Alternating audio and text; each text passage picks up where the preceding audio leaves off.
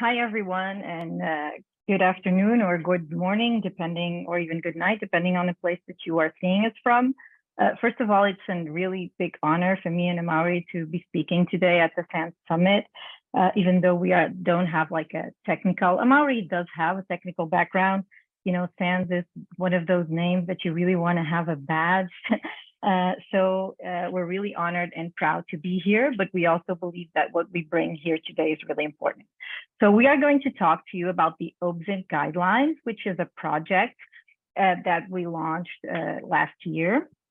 And the OSINT guidelines presentation will be in two parts. I will speak about a more boring part, so hang in there, which is more like a theoretical presentation of the 5 chapters of the guidelines. And then Amaury will kind of let you know how some of the organizations are applying these guidelines in practical terms. So how did this project start? Basically, this project starts connected to another project, which is the kind of union of European fact checkers. At that moment, some of the organizations really felt that besides fact checking, OSINT was a really important area.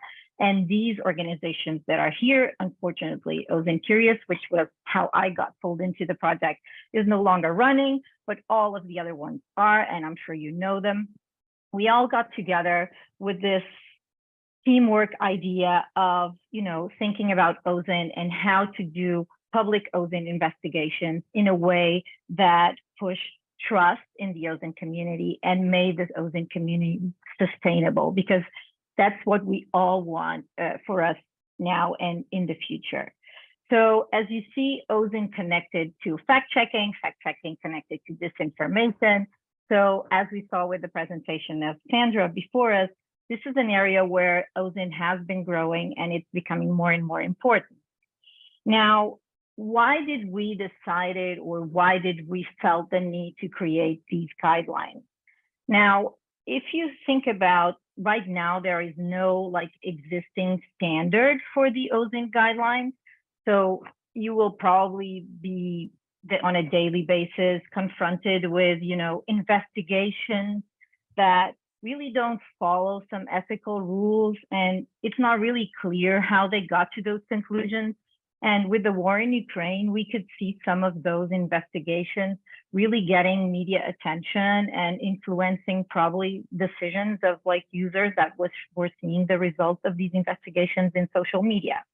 And we do have, like for academia, for example, some standards, law enforcement has rules, journalism has rules, but there are a lot of organizations and individuals publishing that investigations that do come out and have a real impact in like social media in general, that do not follow any standard, any guidelines. And for us, and I'm sure for you as well, this is a problem because it may erode trust in the OSINT community and it makes it less sustainable. So this is how basically we started. Now, one thing that's really important is these organizations that came together, me and Amaury are representing today, but this was a teamwork. We do not represent the entire OSINT community or industry. So we know that we also need your help and your input to make the guidelines even better. That's one of the reasons we're presenting today. But we wanted to become like a first step in this direction of starting to think about some limitations and some boundaries to OSINT investigations. And when we speak about OSINT investigations, we're not talking about all types of OSINT investigations, because of course there are private OSINT investigations and, you know, another realm that is a little bit different. We're talking about public OSINT investigations that have an influence and that have an impact in, you know, people's decision making and how they perceive things in the world. And the war of Ukraine is a good example. Now, when we were designing these guidelines, Alexander, was kind of our leader, our commander through all of this, he's the director of the EU Disinfo Lab, said, you know, there are many paths that lead up the mountain, and they're not all the same, but we all have the same goal. And this was kind of our main idea behind this project, which was, you know, creating more of a boundary idea than exactly saying this is how you should do your OSINT investigation. So we applied, and we like to think about the guidelines kind of as a handrail method. So it's not that much, we're not defining the path that you should go. We're not saying this is the way. We're kind of like creating a handrail in which in certain moments when you are having doubt on, certain aspects of your investigation, that you go back to the guidelines and say, okay, this is what I'm missing. I should review this part, or I should review this other part. So that's basically the idea. So the guidelines are made of 5 chapters, right? And the first chapter that we felt was really important was defining principles. So basically setting a core of principles that are throughout the guidelines. If you go and read them, don't do that now. Now, watch out for the presentation. But if you go read them tomorrow or later, you will see that these principles go through the entire guidelines. And we as a group felt that these were the most important ones. So the first one is accuracy. This is something that's really important. So an OSINT investigation needs to be accurate. It needs to be objective. It needs to be clear and self-explanatory. It cannot raise doubts on what's actually being said. And it needs to allow for replicability. So that means that another OSINT investigation that decides to pick up on the subject, just as Sandra was talking before us, going through all of that needs to be able to replicate the investigation or understand how it was done. The second thing that is something as very dear to Nico, because I've heard him talk about this, is the importance of community. This idea that things are changing so fast, and OSINT is, you're all here because OSINT is changing every day, and we need to keep up on things. That if we're not open, if we are not creating positive connections as an OSINT individual organization that is doing public OSINT investigations, we're bound to lose much more than to gain. So this is also a very important principle. Then we have diversity. So one of the challenges with OSINT investigations is, falling into bias, having certain prejudices. And the more different perspectives that you have, the more different tools that you use, different sources of data, different techniques, different kind of researchers. That one will be really good, going through the dark web. The other one uses SOCMID. We all have our qualities, different types of people. This makes your investigation stronger and less prone to have bias or some sort of gaps. Then there's accountability, which is also really important. So of course, we all do mistakes, and we all sometimes don't give out our best product, but we need to be accountable for the research that we put out there. So that means that it needs to be reachable. So we need to be reachable as an organization or individual posting public investigation. We need to be open to criticism, even if sometimes we feel that it's unfair.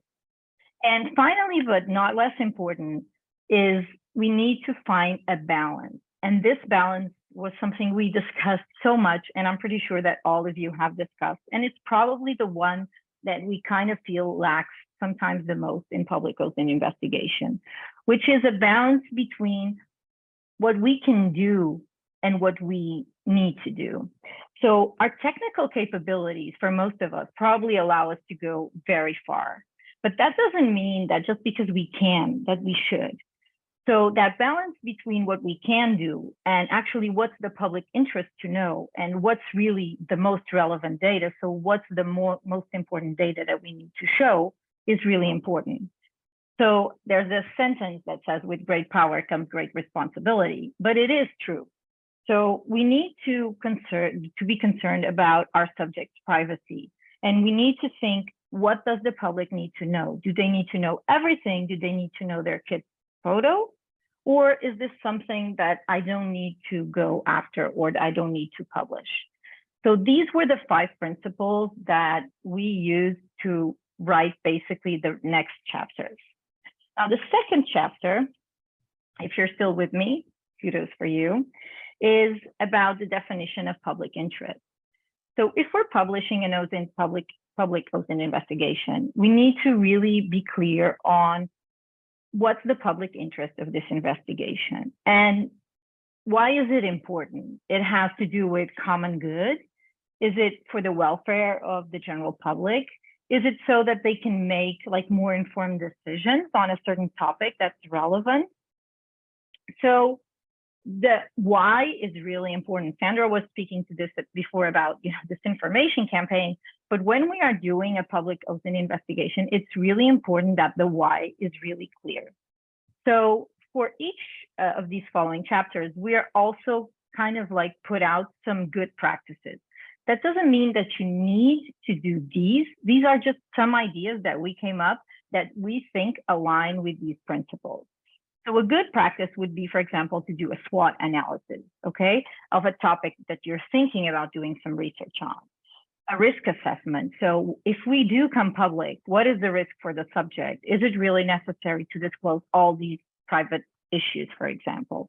And of course, having a public interest statement. So trying to explain why you believe and why you consider that this OSINT investigation is of public interest. Of course, you can adapt these tools to your organization, as Amaury will show you later. Then we have methodology. Now, methodology is super important in, for example, academia, where I come from. And it's one of the things that I always kind of felt lacked in OSINT investigation. So an OSINT investigation starts way before we start collecting data, right? We have first a research design. So we have to plan ahead on what is our goal? How are we going to achieve this goal? What kind of data are we going to collect? What are the limitations that we already see? Like it can be API restrictions. It can be because we only have, for example, access to one language, data on one language, for example. It can be a lot of limitations. But if we're doing this investigation, what is our goal and how are we going to reach that? And that must be on our research plan. Then it's also really important to have a really good discussion and consideration on data collection and preservation. So here, once again, we need this balance between public interest and the purpose or the purpose of the research and the right to privacy. So we don't need to publish everything. We don't need to put all the data there. And we also don't need to store any data that is actually not relevant for the organization. And the data that we do store, we need to be responsible to store it securely so that it doesn't fall in the wrong hands. So it can be replicable, but it isn't of easy access. Then in data analysis, it's also super relevant. So you've collected your data and you're doing your analysis, trying to get the conclusion, picking up on Sandra's previous presentation, trying to find the attribution of a certain network that is spreading this information. You can't cherry pick, you can't just choose the information that goes in the sense that you want to. You need to collect all the data and then make a decision. And you need to be aware of your limitations. So if you only collected data, for example, from one social media platform, or if you only collected data using certain keywords and not the other ones, you need to be aware that that has an impact on the data that you collected and that you have a bias.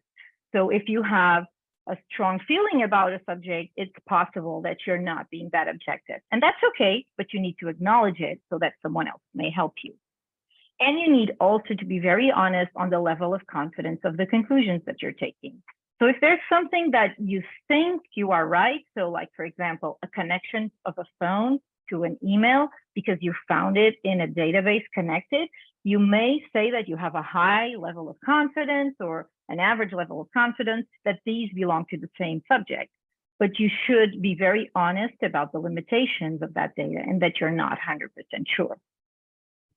So here is a list of some of the tools, examples of good practices, from the research plan to a data limitation assessment. On data collection, we have really a lot of ideas like long-term archiving tools so that there's this also accountability afterwards. A year after someone comes asks you, you still have the data, protecting of data, and of course, having research logs, confidence levels, everything. The research logs are particularly important because it's very often that we finish an investigation and someone goes like, but how did you do this connection? How did you get to this conclusion? And if you have a research log where you wrote exactly the path that you used, and you can use tools to do that as well, to record kind of like the way that you went, that's really going to help your confidence levels in explaining how you got to that conclusion. Well, you've done your planning first, then you've done your analysis, and afterwards you're going to publish. Now, regarding outputs, the form is usually written. I mean, most of us will use reports, but the most important thing is that whoever way you're using, because some OSINT organizations are using these really cool videos as well, is that it's accessible, that it's comprehensible, clear. It doesn't leave a lot of margin for like misunderstanding. It has to be objective and independent. And here it very much applies in how, you know, investigative journalism works. You need to think about your reporting and output to become the less prone to misinterpretation as possible. That also means that sometimes you need to put some supporting documents to explain the pathways or data sets that you use. And of course, besides that, it's really important that you, as you do these outputs, that you support the community. So you will not only make them accessible, you explain the tools you use, you try, if you found something new, please share it in those reports, and also be open for a follow-up. So that means that, I mean, these principles don't finish once you've delivered your investigation. So if a couple of months later, someone comes and says, look, but I was reviewing and I found this, that you acknowledge it and go review and see if you missed something or if it's something new, etc. So some good practices regarding outputs are, for example, having a public interest assessment, for example, or of your output, provide supporting evidence, annex documents, also consider your target audience, you know, which language are you going to write, for example, if it's about a certain country, and of course, always support to the community. So facilitate access. If someone asks you something, try to answer, make expertise available, etc. Finally, and because I'm probably running over my time, I'm going to go this last part really quick, but that doesn't mean it's less important. So all of this will only work if you have a very good working environment, if you have good work practices. You need to have a working environment where a researcher can, you know, say, okay, I saw this other researcher's work, and I think there is something here that we could improve. You need to be open to self-criticism. You need to protect staff, make sure that they feel well, that they feel safe. Also regarding IT security, protection of their identity, and of course, also accountability. So as we just said about the follow-up, that you will not be scared of admitting your mistakes, because we all make them. And the more you work, the more you're prone to make some. And the most important thing is, if you know about them, you can learn from them. So maybe in these guidelines, there are some flaws, and you can help us make them even better. Some examples of good practices, I'm not going to go through them, but they are more general, those good practices that would apply to any type of org, but considerably more like whistleblowing policy and program to protect employees, that OSINT organizations in particular may be more susceptible. And having done that, I will pass the word to my colleague Amaury to give you an idea how this works in practical terms. Go ahead, Amaury. Thank you, Inês. Thank you, Sam, for the invitation to present the obsint guideline. I will try to go with you about how you can apply those guidelines in your investigation and inside your existing organization. It's like how you can use this guideline as tools and convert them to make them applicable. We hope that also those tools will give you idea about how other tools that you could develop yourself to apply those guidelines. Those are just examples. Feel free to download them, to modify them, to send them back to us. We're really looking forward to have interaction with you to make them better. The first tool that I would like to talk with you is the research pitch framework. It has been created by the EU Disinfo. This document is a document that you will write pre-investigation, and the idea is to clarify the subject of your investigation. The idea of the document for it is to become your backbone document where you can always come back to it asking yourself, what does I want to achieve? Where does I want to go? What is it was I'm going too far, or is it still in the line of my research? Also, the idea behind this document is it make it easy for you to share this document with other organizations. If what you're searching for, if your tools, if your methodology are written clearly, it will be way more easier to share it with other organizations and imply them into your research. This document is divided in 7 sections, which goes from the content abstract. What do you want to talk about? What will be the format of your output? What methods will be used during this investigation? That goes from OSINT to SOCMINT and all those OSINT methodologies that exist. You define them, saying, okay, this is the way I want to search. But it's also interesting to talk about the impact of your investigation. What impact do you want to achieve when you're researching? You then will go through risk assessment, because in each investigation, it comes with risk for you, for your team, for the people you're researching about, for the democracy, for whatever. So you have to consider those risks, the time and resources that it will take you, and your target and outreach. So by writing this document, basically, you will create a backbone for your investigation on which you can rely on when you're building and you're investigating. You can download this document on a Google Doc just by flashing the QR code. I will leave it for just a few seconds for you, if you can flash it. The second document I would like to talk with you about is the operational assessment framework that was created by CheckFirst. And this document is basically the idea behind this document is to create a standard for review. Because when you ask somebody, can you review my investigation, my research? It's always kind of something which is homemade, because nobody is reviewing the same way the document, nobody is reviewing the same way the investigation, will not put the same amount of attention on the same details, which could be problematic when you're looking for something which is really factual. So what we created is with this document is the idea of providing the guarantee of the work being reviewed by reviewers. So there is 4 reviewers that are involved into our reviewing, 2 internal reviewers, which are people working at CheckFirst, which have not been involved in the investigation or the research, and that will review from an internal perspective the document, but also 2 external reviewers that will be paid to review the document. The document is divided in 4 main categories and provide 18 measurement points. The 4 categories goes from quality assessment, accuracy, sampling and bias, or attribution. The idea each time is for the reviewer to just say, yes, I think that this measurement point has been achieved. To give a point, at the end, we just do a median and have a score for our investigation. This score needs to be higher than 90% for us to be able to publish documents. If we don't reach that threshold, basically we communicate with the reviewer what was wrong with our investigation, try to make it evolve. This is an interesting document also because it increases the trust that we have built with our audience and also with the journalists. As an OSINT investigator or researcher, it's important for your work to be published. And when you have such review process, that really helps you to build a relation with journalists. I will give you this example, the Facebook hustle, which is the last investigation CheckFirst published about scammers on Facebook.